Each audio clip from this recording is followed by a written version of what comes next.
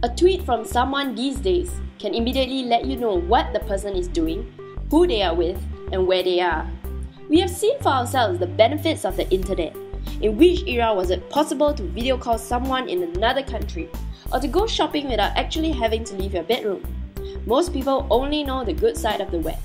But what about the dark side of the internet?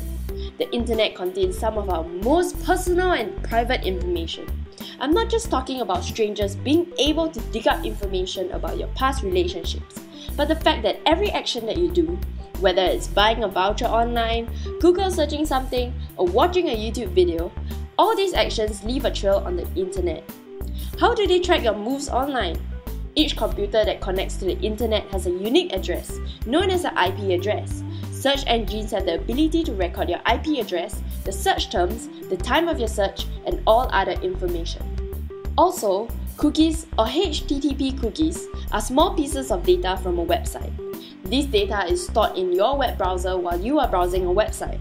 Through these cookies, advertisers and ad networks can monitor what sites you visit, what links you click, what you search for, or what you buy. All these data can be compiled to create a detailed profile about you. Marketers can use this information to serve advertisers to you based on your behavioral record. This is called behavioral marketing. Facebook and Google are some examples of websites that collect your information. These marketing practices are eroding privacy online as every consumer move is observed, analyzed, and harvested for profit. Some private information online, when fallen into the wrong hands, can also be harmful to you.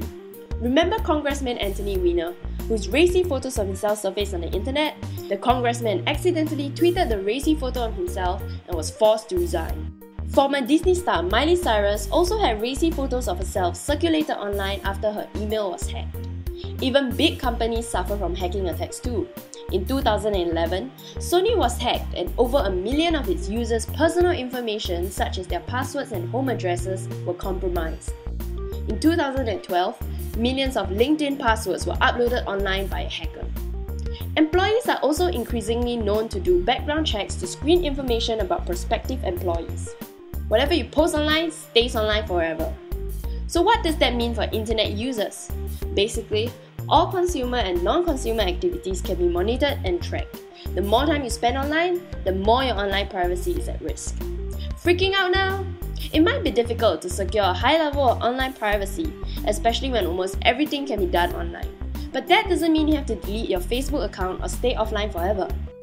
There are simple steps you can take to protect your privacy online. Don't leave personal information that you are uncomfortable disclosing. If it's way too personal or irrelevant to the service or content, go somewhere else. Don't overshare. Be mindful of what kind of information you share online with people on social networking sites, blogs, or forums. Search engines can dig up your posts or photos that you don't want people to know. Some of this information can come back and haunt you later. Make sure you install a firewall on your computer. Firewall software can prevent hacking attacks on your computer. Be creative with your passwords. It's also safer to use a different mix of passwords across all your accounts so that if one password gets leaked, the rest of your accounts won't be in jeopardy.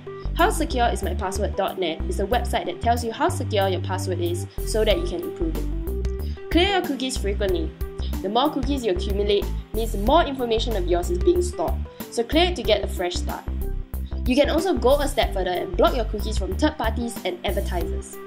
Avoid unsecured networks. Everyone loves free Wi-Fi, but because they are not password protected, anyone could be monitoring your personal information over the open connection. So be wary if you're using free Wi-Fi. Remember to log off. When you log off your browser, it prevents people from being able to view your information later. And lastly, here's a tip for all users by Eric Smith. If you have something that you don't want anyone to know, maybe you shouldn't be doing it in the first place.